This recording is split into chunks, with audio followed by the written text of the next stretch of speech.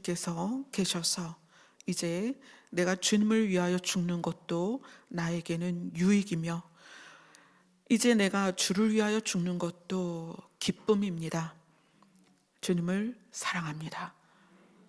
우리의 예배를 받아 주시옵소서. 예수님 이름으로 기도드리옵나이다. 아멘. 오늘 말씀은 여호수아서 20장 말씀입니다. 여호수아서 20장 1절부터 3절까지 함께 읽도록 하겠습니다. 시작. 여호와께서 여호수아에게 말씀하여 이르시되 이스라엘 자손에게 말하여 이르기를 내가 모세를 통하여 너희에게 말한 도피성들을 너희를 위하여 정하라. 부지 중에 실수로 사람을 죽인 자를 그리로 도망하게 하라. 이는 너희를 위해 피의 보복자를 피할 곳이니라. 아멘. 우리가 지난주에는 갈렙에 대해서 여호와께서 나와 함께 하시면 이란 제목으로 갈렙에 대한 이야기를 쭉 함께 나눴어요. 그리고 나서 20장으로 껑충 뛰었는데 그 사이의 내용은 뭐냐면 여호수아서 19장 51절 19장 51절입니다. 우리가 읽은 본문 바로 위죠. 거기에 51절의 마지막 문장이 뭔가 한번 보세요. 마지막 문장 같이 읽습니다. 시작. 이에 땅 나누는 일을 마쳤더라.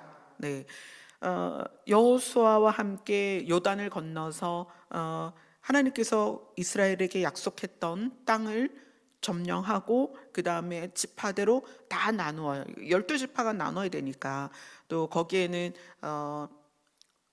갈렙처럼 독단적으로 받아야 되는 분깃이 있었고, 또 여호수아 분깃이 있었고, 제사장이 받아야 될 또 레위 지파가 다른 지파들에 의해서 그들의 몫에서 조금씩 이렇게 나눠받는 이런 여러 가지 내용이 다 나옵니다. 그래서 어느 자손이 어떤 곳을 받았고 어느 자손이 어떤 땅을 받았다라는 내용이 쭉 나와요. 그래서 이 모든 내용을 통해서 땅 나누는 일을 마쳤습니다. 땅 나누는 일을 마쳤습니다. 그러면 이제 각 지파마다 자기의 소유물이 정확하게 선을 그어서 여기서 여기까지는 내 땅, 이게 이제 명확해진 거예요. 자, 하나님께서는 각자의 소유가 정해진 다음에 바로 말씀하신 게 뭐냐면 도피성을 얘기하세요. 왜 그럴까요? 제가 이 본문을 쭉 읽으면서 왜 여러 장을 통하여 땅 나누는 일들을 되게 상세하게 적었거든요. 그래서 아셀 자손은 어디, 단 자손은 어디, 납달리 자손은 어디 막 기업의 땅 나누기를 다 이렇게 자세하게 표현을 했어요. 그리고 땅 나누는 일을 딱 마쳤을 때 도피성 얘기를 하셨단 말이에요. 왜 그러셨을까? 우리는 관계 안에 왜곡과 오해가 있어요. 왜곡이라는 거는 내가 본 것을 사실대로 보는 게 아니라 삐딱하게 본 거고요. 오해는 내가 들은 상황이나 내가 겪은 상황을 전혀 다르게 해석한 거예요. 그러니까 이 왜곡과 오해가 각 지파마다 땅 나누는 일이 마쳤어요. 그래서 각 지파마다 이제 성을 쌓고 그 다음에 줄긋기를 해서 여기에서 여기까지 우리 땅이니 성을 어디다 짓고 그 다음에 예를 들어서 땅의 형질에 따라서 농사를 지을 땅이 있고 양을 먹일 땅이 있고 그렇죠. 가축을 먹이는 땅이 있고 이렇게 막 난리가 났어요. 이제 얼마나 바쁘겠어요. 추산 200만 명이 지파마다 각자의 땅으로 가서 근데 그 땅이 뚝뚝 떨어져 있는 게 아니라 경계는 붙어 있잖아요. 그죠? 그 계곡이나 아니면 산이나 골짜기를 경계로 하기 때문에 여기는 아셀 땅, 여기는 단 자손 땅이 이렇게 붙어 있는 경계가 있단 말이에요. 그래서 그 경계를 명확히 하면서 땅의 역할과 쓰임에 따라서 굉장히 분주했는데, 그런 가운데 내 거와 남의 거가 구분이 되기 시작한 거예요. 애굽에서 나올 때는 가나안이라는 동일한 목적이 있었어요. 동일한 목표가 있었어요. 그래서 동일하게 갔어요. 근데 요단을 건너서 땅을 차지하고 그거를 나누기 시작하니까 이제 뭐가 생겨요? 네 거, 내 거가 구분이 되기 시작한 거야. 여긴 네 땅, 여긴 내 땅.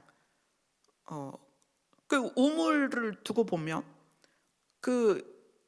이제 이 가나안 땅이 젖과 꿀이 흐르는 땅이면 얼마나 비옥하겠어요? 그러면 우물이 굉장히 중요한데, 어느 땅에는 우물이 있을 수 있고 어느 땅에는 우물이 없을 수 있어요. 어느 땅에는 계곡물이 흐를 수 있지만 어느 땅은 사막이 더 많을 수 있어요. 그러면은 이제 네 땅, 내 땅을 나누기 시작하면서 남의 땅이 커 보일 수도 있고, 그죠? 남의 땅의 조건이 좋아 보일 수 있고, 왠지 내가 좀 억울할 수 있고, 그렇단 말이에요. 막 이런, 이제 물론 그거를 방지하기 위해서 제비뽑기를 했지만, 그러나 막상 내가 얻었는데 나는 산이 너무 가파러, 돌산이야, 아니 여기다가 집을 지을 수가 없어, 뭐 이럴 수도 있는 거고요. 많은 것들이 사람들의 마음에 요동이 치기 시작했다는 거예요. 내 거가 생기면 비교가 생겨요. 남의 거랑 비교하기 시작하죠. 네. 그래서 그 동일한 목적으로 애굽에서 가나안을 향하여 올 때에는 그렇지 않았는데, 정작 내 거가 생기고 비교가 되고 왜곡하고 오해하기 시작하기 때문에 하나님께서 땅을 나누는 일을 마치자마자 뭐부터 하게 하셨냐면, 여호와께서 여호수아에게 말씀하여 이르시되 이스라엘 자손에게 말하여 이르기를 내가 모세를 통하여 너희에게 말한 도피성들을 너희를 위하여 정해라, 이렇게 얘기해요. 근데 도피성이 한두 개가 아니에요. 6개요. 6개를 도피성을 요단을 가운데 해서 요단 건너쪽에 3개, 후에 3개 해서 이스라엘 백성들이 어디에서 가든 가깝게 갈 수 있도록 6개의 도피성을 정합니다. 자, 왜 이렇게 도피성을 정하냐면 3절을 같이 읽겠습니다. 시작. 부지 중에 실수로 사람을 죽인 자를 그리로 도망하게 하라. 이는 너희를 위해 피해 보복자를 피할 곳이니라. 자, 하나님께서 도피성을 만들게 하신 이유 중에 첫 번째는 뭐냐면 실수와 의도를 구분하시는 거예요. 계속 사람들이 갈등하잖아요. 이건 네 땅, 이건 내 땅, 뭐 내 땅에는 샘물이 있고 네 땅에는 없고, 우리 땅은 말이야 가시나무가 너무 많아, 우리 땅은 엉겅퀴가 많아. 막 사람들이 불평과 불만이 있고 화가 나고 짜증이 나고 이러는 가운데 갈등에서 가장 큰 결과가 사람을 죽이는 거예요. 그죠? 뭐 싸울 수도 있어, 멱살을 잡을 수도 있어. 그런데 그런 갈등의 최종적으로 가장 큰 사건은 사람을 죽이는 거예요. 그래서 이 사람이 죽는 상황에 대하여 하나님께서 부지 중에 실수로 사람을 죽인 자를 도망하게 해라, 이렇게 얘기하는 거예요. 그럼 실수로 부지 중에라는 거는 자기도 모르게 그거거든요. 그래서 실수와 의도를 하나님은 구분하십니다. 이거 굉장히 중요한 거예요. 왜냐하면 우리는 보이는 것으로 판단을 해요. 근데 이 보이는 것이 다가 아니다라는 말이 있잖아요. 보이는 게 다가 아니야. 왜냐하면 보이는 건 너머에 그 보이는 일이 이루어진 이유들이 있단 말이에요. 근데 사람은 보이는 것으로 판단하는데 하나님은 성경에서 그렇게 하시죠. 외모, 겉으로 드러난 거를 하나님 보지 않는다. 뭘 보신다? 중심을 보신다. 무엇 때문에 그 일이 일어났는가를 보신다는 거예요. 그래서 하나님께서 땅을 나누어 갖고 네 땅 내 땅 하면서 이것저것 갈등하고 뭐 내 땅이 넓다, 네 땅이 넓다 이러면서 갈등하는 그들에게서 가장 최악의 상황이 살인인데, 이 도피성을 통하여서 하나님은 사람이 만들어낸 어떤 상황에는 실수가 있고 의도가 있다. 이거를 분명하게 하나님께서 보시는 거예요. 자, 그 실수와 의도의 그 예를 한번 볼게요. 도피성에 관한 것이 신명기에도 나오거든요. 창세기, 출애굽기, 레위기, 민수기, 신명기, 여호수아. 그러니까 여호수아 앞이 신명기입니다. 신명기 19장을 한번 볼게요.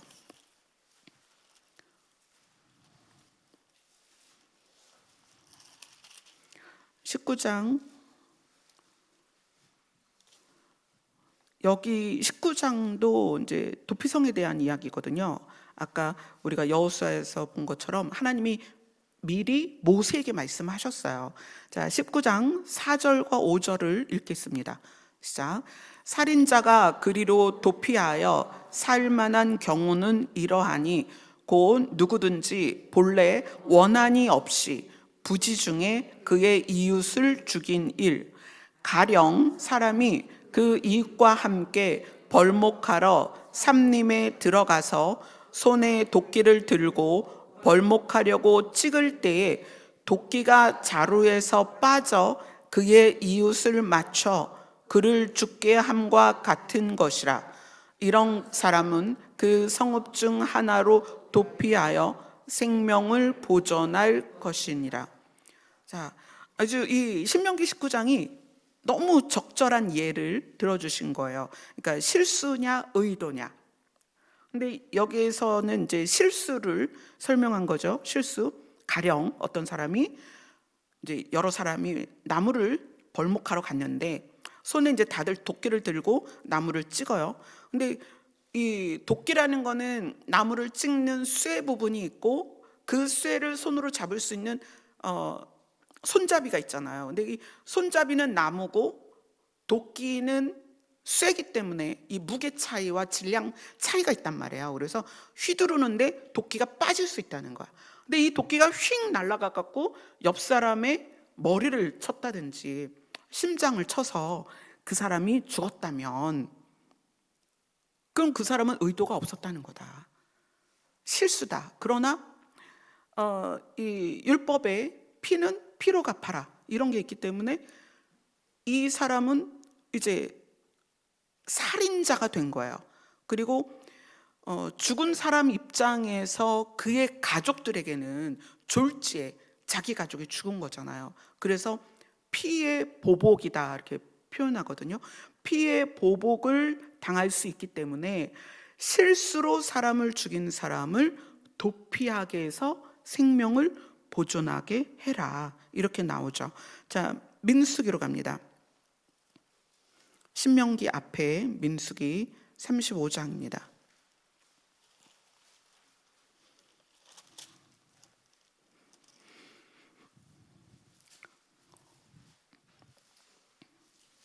여기서도 그 예를 들어주고 있습니다. 35장 민수기 35장도 도피성에 대한 이야기를 9절부터 쭉 하고 있어요.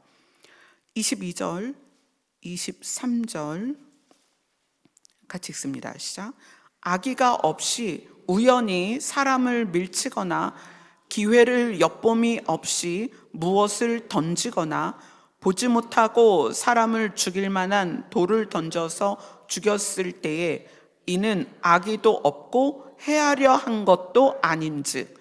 네, 자 이것도 지금 실수냐 의도냐를 보는 거잖아요.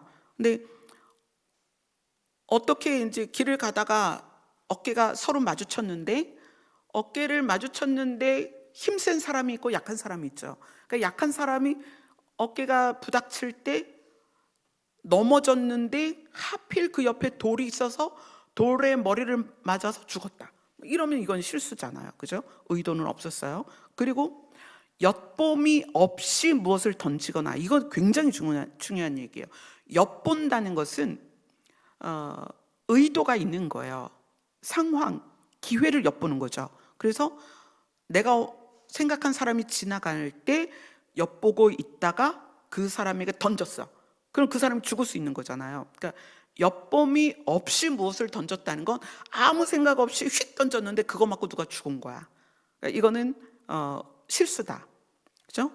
그 다음에 이제 보지 못하고 사람을 죽일 만한 돌을 던져서 죽였을 때, 뭐 이제 창밖으로 아무 생각 없이 화분 하나 확 던졌는데 지나가던 사람이 화분 맞아서 죽을 수 있는 거예요. 그러니까 이런 것도 보지 못하고, 그 다음에 악의도 없고 해하려 한 것도 아닌데, 의도도 없고 해하려 하는 계획도 없었는데 부지중에 사람을 죽게 했을 때, 그때 그런 사람을 도피성으로 피하게 하는 거죠. 그래서 우리는 단순히 우리가 눈으로 본 것을 그대로 해석할 때가 있다는 거예요.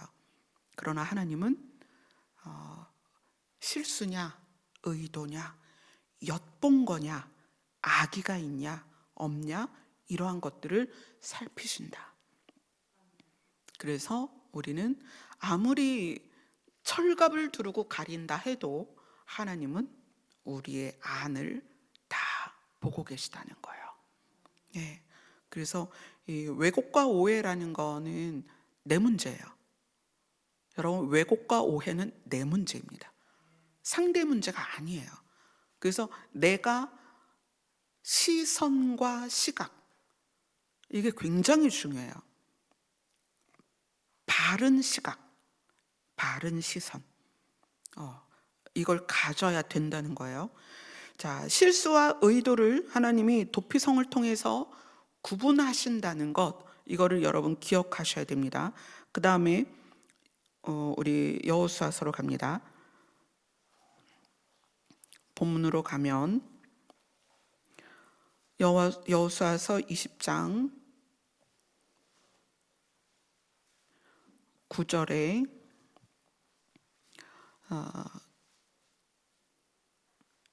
9절을 한번 같이 읽을게요. 시작. 이는 곧 이스라엘 모든 자손과 그들 중에 거류하는 거류민을 위하여 선정된 성읍들로서 누구든지 부지 중에 살인한 자가 그리로 도망하여 그가 회중 앞에 설 때까지 피의 보복자의 손에 죽지 아니하게 하기 위함이다. 이 피의 보복자의 손에 죽지 아니하게 하기 위함이다라는 것이 어떻게 보면 부지 중에 살인한 그 사람만을 위한 것처럼 보여요. 근데 이건 무슨 얘기냐면 부지 중에 살인한, 실수해서 살인한 것이 의도한 살인으로 넘어가지 않도록 막아주는 거예요. 자, 어떤 사람이 막 도끼질 하다가 도끼가 휙 날아가서 옆에 있는 사람이 그날따라 더워서 모자도 안 쓰고 일을 하고 있었는데 머리를 꽉 맞아갖고 죽었어요. 그러면 지금 도끼질 하다가 사람을 죽인 이 사람은 의도가 없었어요. 근데 그 사람의 아들이 집에서 얘기를 들은 거야.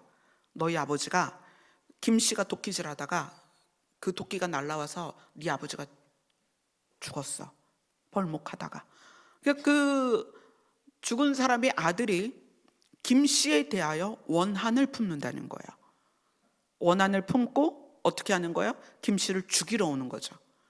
자, 여기에 피의 보복자의 손에 죽지 아니하게 하기 위함이다라는 말은 살인한 사람을 돌봐주는 것도 있지만, 그러니까 실수에 의해서 살인한 것을 하나님께서 그 생명을 보존하시는 것도 있지만, 피의 보복자가 아버지의 원수를 갚기 위해서 온단 말이에요. 그건 이제는 의도하는 살인이에요. 그죠? 실수해서 살인을 했는데 그 다음에는 의도적인 살인이 되는 거예요. 근데 의도적인 살인이 사실은 이 사람이 자기 아버지를 죽인 건 맞잖아요. 그러니까 이 사람한테는 정당한 거야. 그렇지만 실수로 사람을 죽인 사람을 의도해서 죽이면 어떤 게 더 무거워요? 의도한 사람이 더 무거운 거죠. 그러니까 하나님께서 피의 보복자의 손에 죽지 않게 한다는 것은 실수해서 사람을 죽이는 사람만 보호하는 것이 아니라 살인의 반복을 통하여서 누군가를 죄 가운데 들어가게 하는 것을 막는다는 거예요. 이거는 하나님께서 사람에 대하여 얼마나 깊이 존중하고 계시는지를 보여주시는 거예요. 의도적인 살인을 막아주시는 거예요. 그래서 그 실수로 사람을 죽인 사람도 지켜주시고, 살해당한 사람, 죽어버린 사람의 가족들이 의도적인 살인을 하지 않도록 막아주시는 거다. 자, 신명기 19장을 한번 볼게요. 계속 좀 왔다 갔다 할 것 같아요. 신명기 19장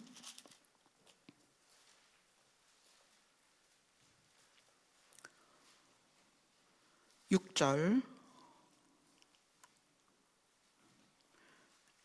같이 읽겠습니다. 시작.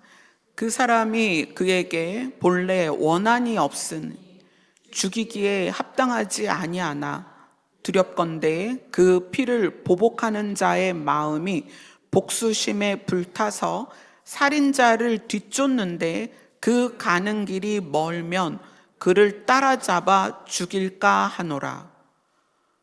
성읍을 여러 개 만든 이유가 실수로 살인한 사람이 빨리 도망가라고 성을 여러 개 만들었다는 거예요. 그 피해 보복자가 복수심이 불타서, 그러니까 의도적 살인이죠. 그 사람을 쫓아가서 죽일까 봐 성을 여러 개 만들어서 빨리 피할 수 있도록 그렇게 하셨습니다. 자, 19장 10절을 같이 읽습니다.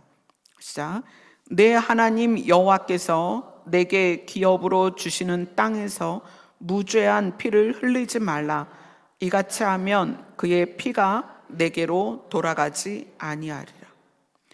무죄한 피를 흘리지 않으면 그 피가 너한테 돌아가지 않는데, 무죄한 피를 흘리면 그 피가 너에게 돌아간다. 그 피의 보응을 받는다는 거예요. 그런데 실수로 사람을 죽인 사람을 복수심에 불타서 그 가족이 의도를 가지고 죽이면, 실수로 죽인 사람은 도피성에서 살 수 있지만 의도적으로 사람을 죽인 사람은 죄사함 받지 못합니다. 의도적으로 살인한 사람은 또 죽임을 당한단 말이에요. 그래서 무죄한 피를 흘리지 말라. 무죄한 피를 흘리면 그 피가 너한테 돌아간다. 지금 그래서 이 도피성에 대한 이야기가 하나님께서 사람에 대하여 죄를 짓지 않게 하고자 하는 정말 섬세한 하나님의 의도가 이 안에 들어가 있다는 거예요.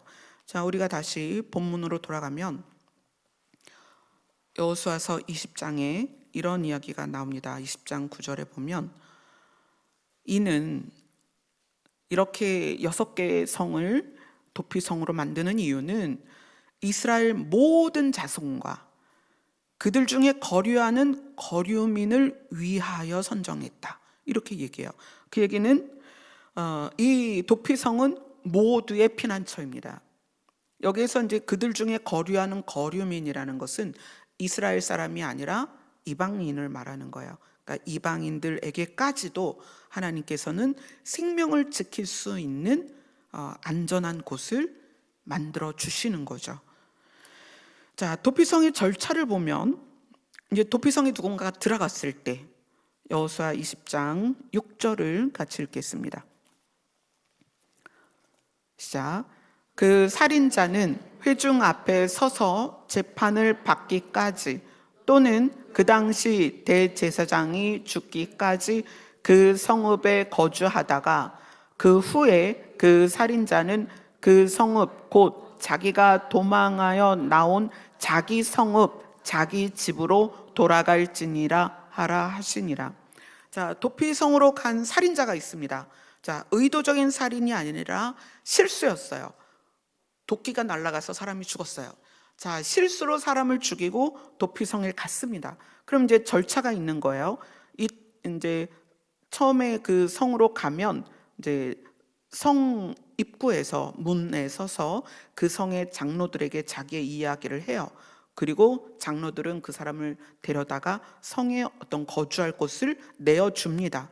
그리고 어떤 절차가 있냐면 회중 앞에 서서 재판을 받기까지, 이건 공식적인 재판이에요. 그래서 재판을 통해서 증거가 모아지고 증인들이 나타나서 증인을 서고, 그래서 이 사람이 의도냐 실수냐를 분명하게 합니다. 그래서 의도냐 실수냐가 분명하게 가려져서 이 사람은 실수다라고 판명이 되면 자기 집으로 돌아갑니다. 그 다음에 또는 그 당시 대제사장이 죽기까지 그 성읍에 거주합니다. 그러니까 재판이 안 열릴 수 있어요. 왜냐하면 증인이 없을 수 있어요. 나는 실수인데 증인이 없을 수 있죠. 증거가 없을 수도 있어요. 나는 실수란 말이야. 그래서 그 성읍 도피성에 가서 장로들한테 얘기를 했더니 그 장로들이 그것을 다 듣고, 그래 너 실수가 맞다, 그리고 도피성 안으로 들어오게 했단 말이에요. 그런데 재판을 열 수가 없는 거야. 뭐 증거도 없고 증인도 없어요. 증인도 한 사람만 세우면 안 된다고 나와 있거든요. 그럼 증인도 두 사람 이상은 돼야 되는데 증인도 없고 증거도 없어. 그러면 이 사람의 공식 재판이 열릴 수가 없는 거죠. 그러면 여기에 공소시효를 둔다는 거야. 공소시효.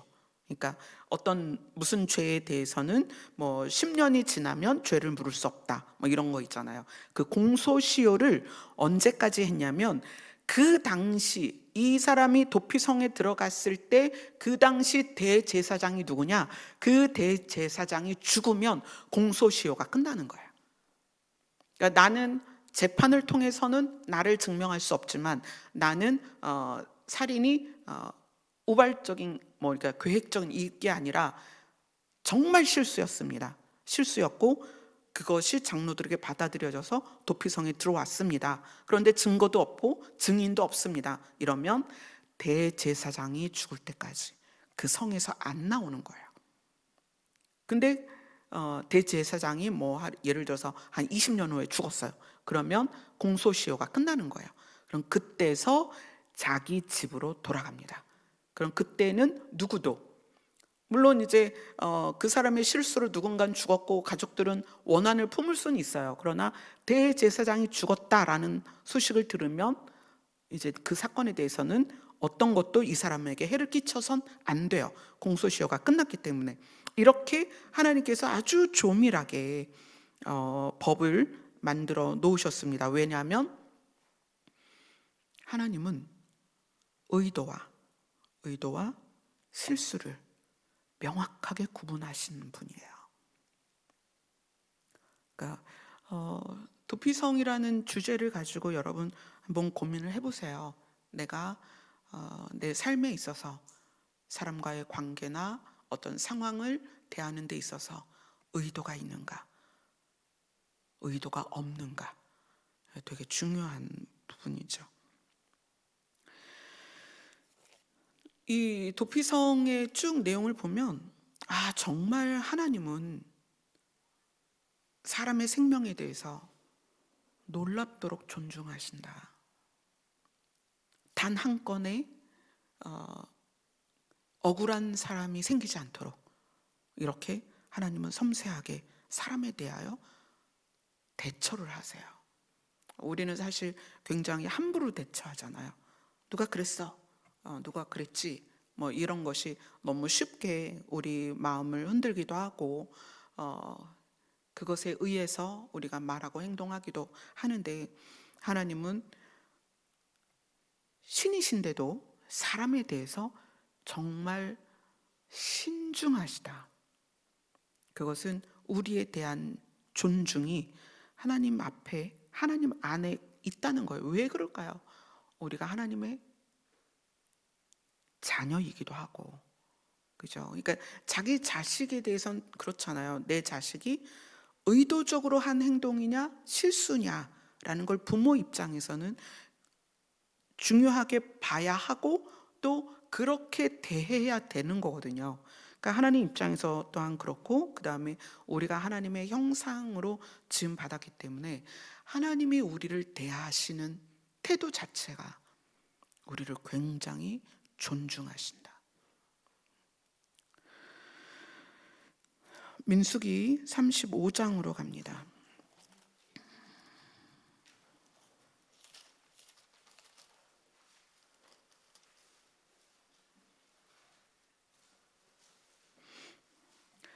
민수기 35장도 도피성에 대한 이야기예요. 그래서 도피성에 대한 이야기를 쭉 나누고 나서 그 다음에 아주 중요한 부분을 이야기를 하고 있습니다.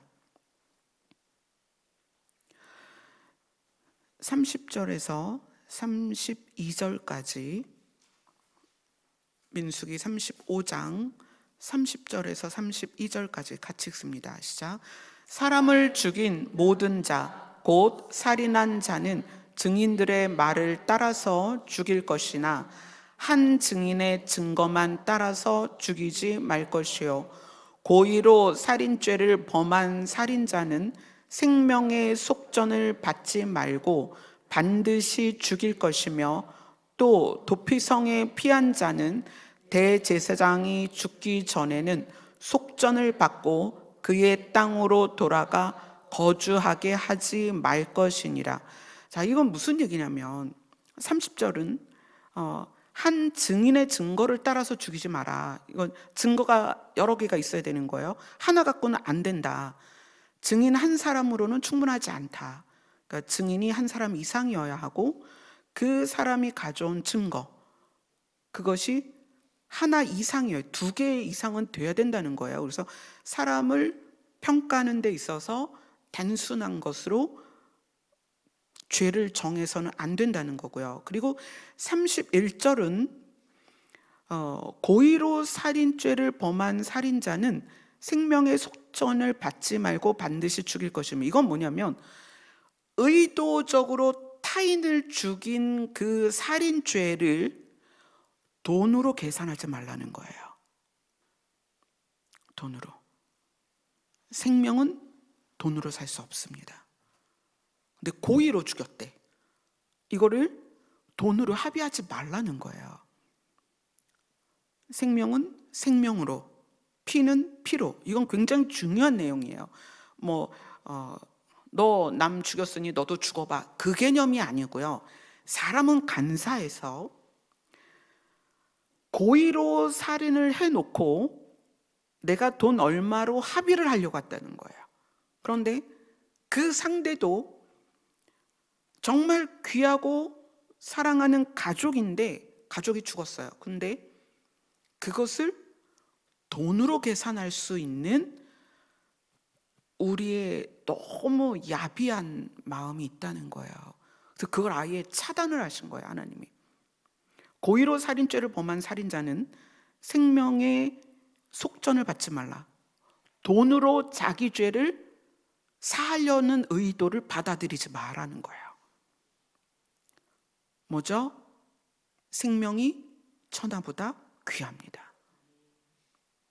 그걸 기억하라는 거예요. 생명이 얼마나 귀한지. 그 다음에 32절에 보면 또 도피성에 피한 자는 대제사장이 죽기 전에는 속전을 받지 마라. 그러니까 도피성에 피한 자가 공식 재판을 열었으면 좋겠는데 증인도 없고 증거가 없어요. 그러면 언제까지 도피성에 있어야 되냐면 대제사장이 죽기까지 있어야 돼요. 그래야 공소시효가 끝난단 말이야. 근데 그렇게 기다리기가 싫어. 그리고 자기 집에 돈이 많아. 그럼 이렇게 하는 거죠. 야, 사람을 보내서 우리 집에 가서 돈 좀 갖고 와라. 그리고 대제사장이 죽기 전인데 내 죄값을 돈으로 물어낼 테니 나를 내가 거주하던 땅으로 가게 해줘라. 이렇게 합의를 할 수 있다는 거예요. 근데 그것도 하지 말라는 거예요. 공소시효가 끝날 때까지. 어쨌거나 실수여도 사람을 죽였으니 그 죄가 사해지는 기간까지는 도피성 안에 있어라 라는 것이 오늘 민수기 말씀입니다. 지금 우리는 사람을 죽이고 안 죽이고의 상황은 아니잖아요. 그죠? 그런데 우리 안에 있는 정말 죄성으로서 똘똘 뭉친 게 뭐냐면 돈으로서 사람의 가치를 들었다 놨다 한다는 거예요. 저 사람이 가지고 있는 부가 그 사람의 가치가 될 때가 있고, 내가 가지고 있는 부가 나의 가치가 될 때가 있고, 어떤 사람의 부가 없는 그 상태가 가치가 떨어지는 경우도 있죠. 그러니까 이 속전이라는 거, 생명의 속전, 사람의 생명은 돈으로서 계산할 수 없다. 그 사람이 뭔가 가지고 있느냐 없느냐, 그 사람이 배웠냐 안 배웠냐, 어떤 세상에서 소유할 수 있는 것으로 생명의 가치를 측정할 수 없다. 절대 생명의 속전을 받지 말라라고 이야기를 하는 거예요. 자, 그러면서 33절 34절을 같이 읽겠습니다. 시작. 너희는 너희가 거주하는 땅을 더럽히지 말라. 피는 땅을 더럽히나니 피 흘림을 받은 땅은 그 피를 흘리게 한 자의 피가 아니면 속함을 받을 수 없느니라. 너희는 너희가 거주하는 땅, 곧 내가 거주하는 땅을 더럽히지 말라. 나 여호와는 이스라엘 자손 중에 있음이니라. 33절은 피 흘림을 받은 땅은 피 흘리게 한 자의 피가 아니면 속죄를 받을 수 없다라고 얘기를 해요. 그러니까 피의 생명이 있고 피의 값은 피로 치러야 된다 이거죠. 자, 그럼 이거는 이제 무엇하고 연결이 되냐면, 우리는 우리 자신이 땅이에요. 그죠? 그래서 밀알 하나가 땅에 떨어져서 그것이 뿌리를 내리고 싹이 나서 열매를 거두는 거죠. 그러니까 우리 자신이 땅입니다. 그런데 우리 자신은 이미 피를 흘린 땅입니다. 왜 그렇죠? 요한일서에서 보면, 요한일서를 한번 가보죠. 요한일서 3장으로 갑니다.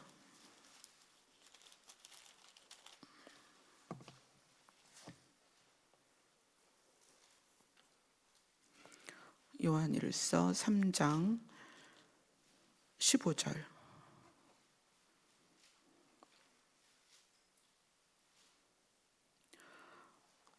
요한일서 3장 15절, 신약성경 391페이지에 있습니다. 요한일서 3장 15절 같이 읽겠습니다. 시작. 그 형제를 미워하는 자마다 살인하는 자니 살인하는 자마다 영생이 그 속에 거하지 아니하는 것을 너희가 아는 바라. 자, 우리 자신이 이미 피를 흘렸고 살인하는 자로서의 상태였어요. 우리는 그래서 피를 흘렸기 때문에 피로써 이 값을 치르지 않으면 안 됩니다. 세상에 어떤 거로도 피 흘린 땅을 속죄할 수 없다라고 민수기가 이야기하고 있죠. 형제를 미워하는 자마다 살인하는 자다. 살인하는 자마다 영생이 그 속에 거할 수가 없다. 왜냐하면 피 흘린 땅이고, 피 흘린 땅은 거룩하지 않은 땅이기 때문에 우리는 영생이 우리 안에 있을 수 없다. 그래서 요한일서 3장 16절을 같이 읽습니다. 시작. 그가 우리를 위하여 목숨을 버리셨으니 우리가 이로써 사랑을 알고 우리도 형제들을 위하여 목숨을 버리는 것이 마땅하니라. 우리는 원래 형제를 미워하고 살인하는 자였고, 우리에게 그 미움의 살인의 피가 흘러서 속죄할 수 없는 상태였습니다. 그래서 예수님이 우리를 위해서 그 죄의 값을 피로 치르셨습니다. 피로 우리의 죄값을 치러 주셨어요. 그래서 그가 우리를 위하여 목숨을 버리셨다. 이렇게 되는 거죠. 그래서 우리가 그것 때문에 이게 사랑이구나라는 걸 알았다는 거예요. 이제 우리도 형제들을 위하여 목숨을 버리는 것이 마땅하지 않냐. 우리가 그 은혜를 받았으니 우리도 그렇게 살아야 되지 않겠느냐. 그러면서 예를 들어주는 거예요. 17절, 18절은 예입니다. 예. 같이 읽습니다. 시작. 누가 이 세상의 재물을 가지고 형제의 궁핍함을 보고도 도와줄 마음을 닫으면 하나님의 사랑이 어찌 그 속에 거하겠느냐. 자녀들아, 우리가 말과 혀로만 사랑하지 말고 행함과 진실함으로 하자. 자, 우리의 단계를 한번 생각해 보자는 거예요. 형제를 미워하는 자마다 살인하는 자다. 그래서 우리는 나면서부터 죄인이며 삶을 사는 동안에 늘 살인하는 자입니다. 그래서 영생이 우리 속에 있을 수가 없어요. 그러나 누가 예수 그리스도가 우리를 위해서 생명을 버리셔서 피를 우리에게 뿌리셔서 우리의 죄값을 피로 갚아주셨습니다. 그래서 이것이 사랑이구나, 하나님의 은혜이구나 라는 걸 깨달았다는 거예요. 그러면 이제 너희도 그렇게 살아야 되지 않겠니? 그러면서 아주 보편적인 예를 들어주는 거예요. 너에게 재물이 있다면 그 재물로 네 형제를 도와라, 지체를 도와라, 공동체를 도와라. 이 사랑이라는 거는 말로 될 수 없다. 예수님이 십자가에서 피로써 사랑을 우리에게 알려주셨기 때문에, 그래서 행함과 진실함, 이 진실함이란 의도가 없어야 된다. 그러니까 그런 거죠. 누가 사기치려면 막 바리바리에 싸갖고 접대하거든요. 그죠? 또 상대가 나에게 뭔가를 줄 수 있는 그런 위치에 있는 사람이면 막 물건을 갖다 줘요. 근데 어려운 사람이나 필요한 사람, 그러니까 궁핍함이라는 건 필요가 있다는 거거든요. 궁핍.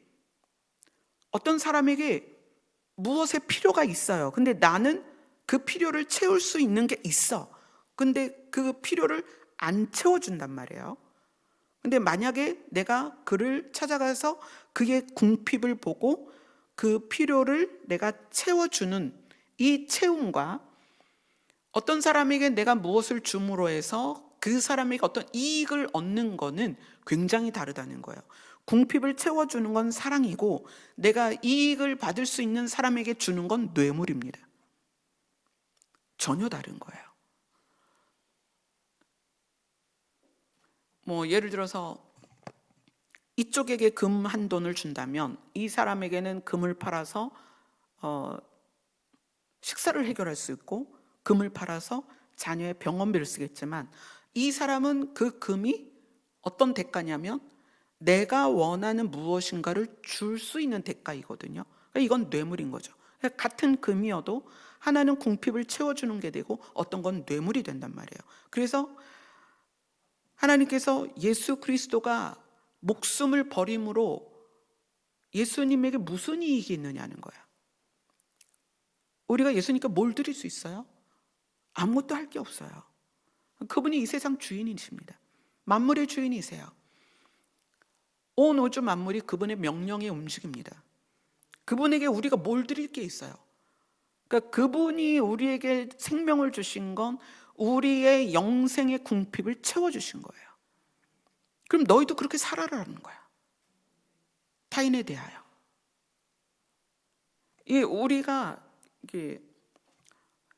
눈이 마음의 창이라고 하잖아요. 그래서 눈에 계산이 굉장히 빨리빨리 돌아가시는 분들이 있어요. 그러면 모든 행동과 말에 계산을 해요. 어떤 말을 해야, 어떻게 행동해야 나에게 이익이 될까? 그러면 그건 바른 말이나 바른 행동이 아니에요. 하나님은 보신다는 거예요. 행함이 진실함과 같이 가야 됩니다. 내가 누구에게 궁핍을 채워주든 내가 누구에게 무엇을 나누어 주든 반드시 진실함이 함께 가야 됩니다. 하나님은 그걸 보신다는 거예요. 행함만 보는 게 아니라 진실함을 같이 보신다는 거예요.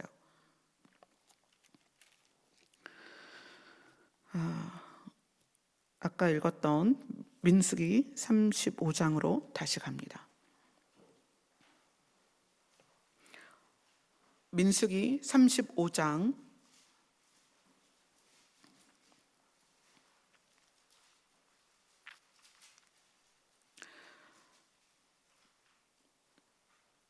32절을 같이 읽습니다. 시작. 또 도피성에 피한 자는 대제사장이 죽기 전에는 속전을 받고 그의 땅으로 돌아가 거주하게 하지 말 것이니라. 이 도피성이 사실 예수님을 예표하는 굉장히 중요한 내용이에요. 그래서 이스라엘 백성이 땅을 다 나누어 가졌을 때, 그래서 네 거 내 거가 경계가 생기고 네 거 내 거가 분류가 생겼을 때 이미 사람들 안에서는 욕심, 다툼, 시기, 질투, 미움, 원망 이런 것들이 막 생겨났단 말이에요. 그래서 하나님께서는 도피성을 그들에게 바로 제시를 하세요.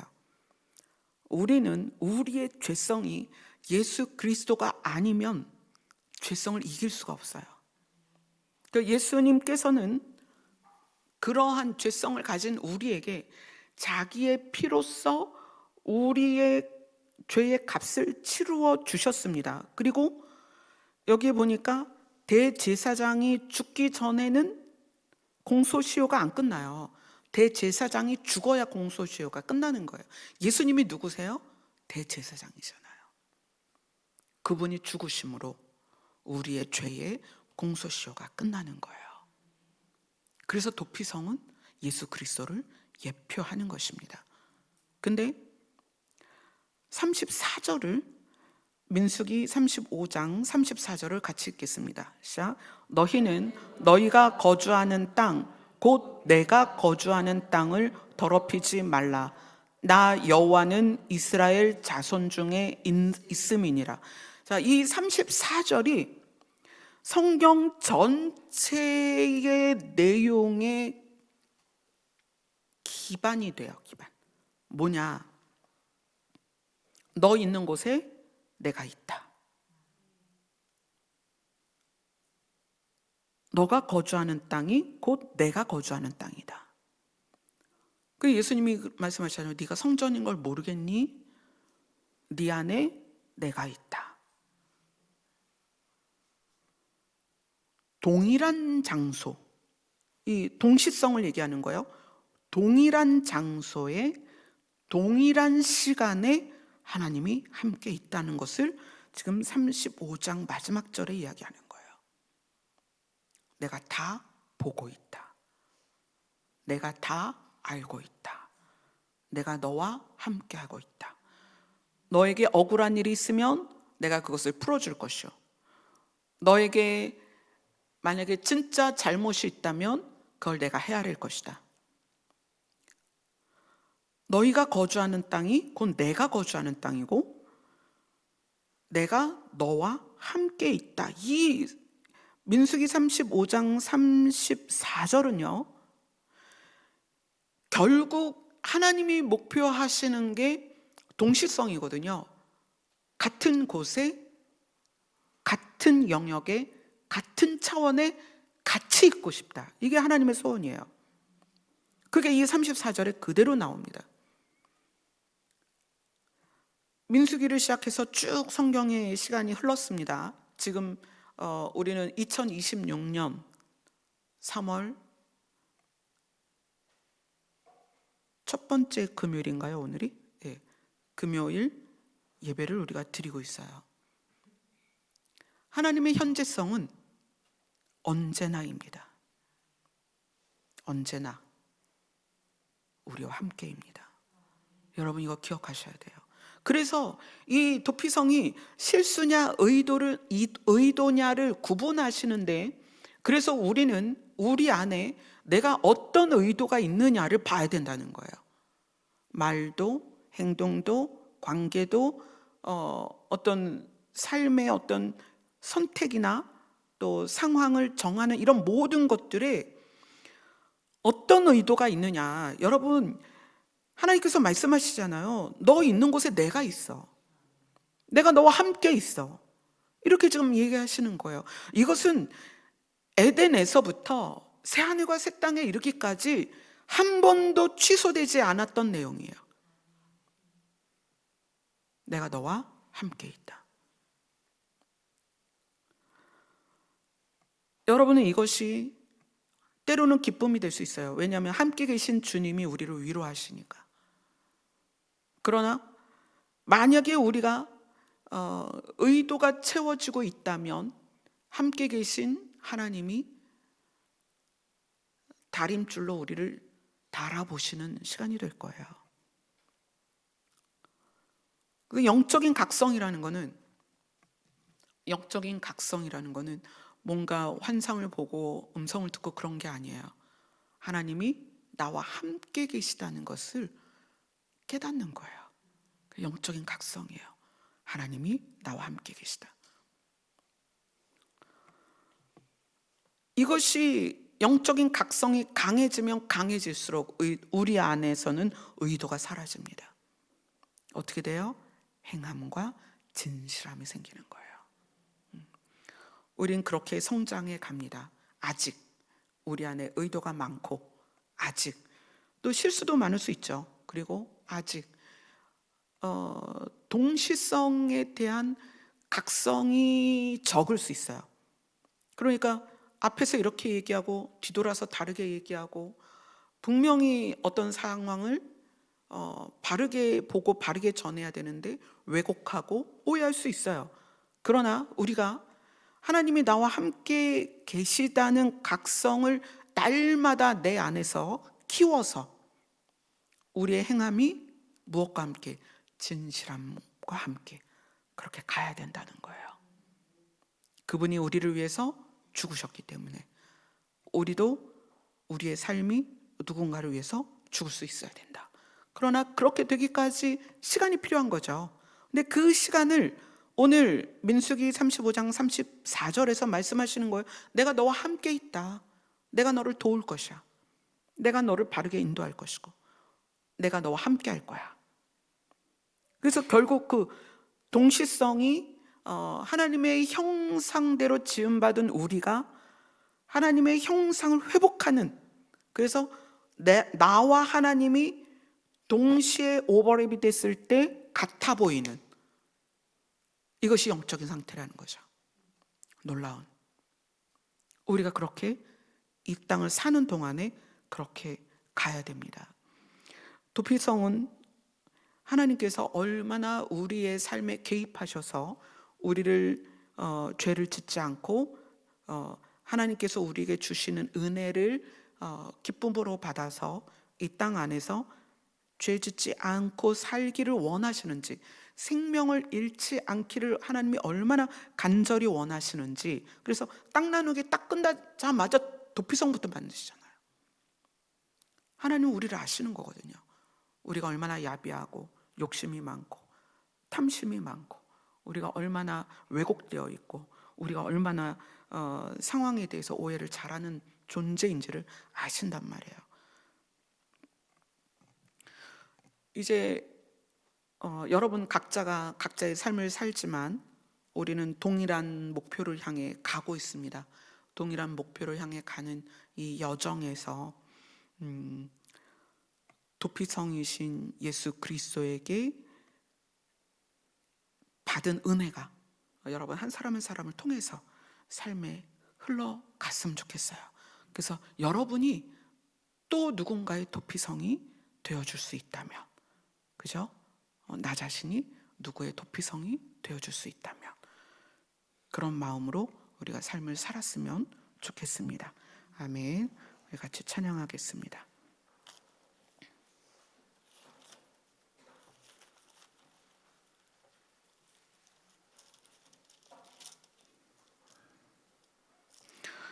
(314장입니다)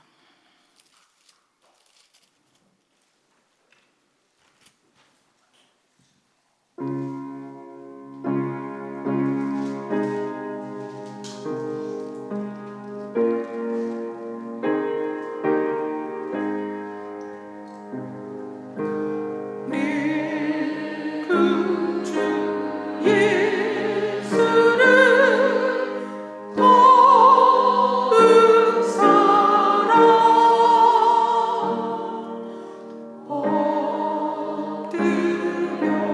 비는 말 들으소서.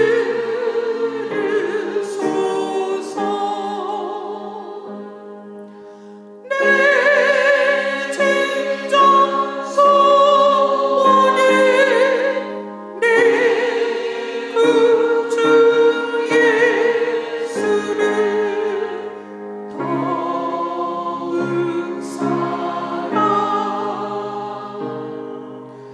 더욱 사랑 이전에 세상 나 기뻤어도 지금 내 기쁨은 오직 예수. 다만 내 비는 말 내 구주 예수를 더욱 사랑 더욱 사랑 이 세상 떠날 때 찬양하고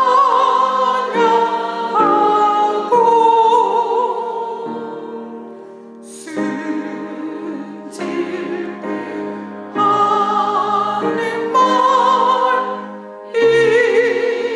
이것일세. 다만 내 비는 말 내 구주 예수를 더욱 사랑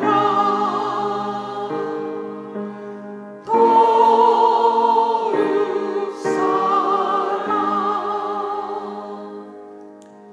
아멘.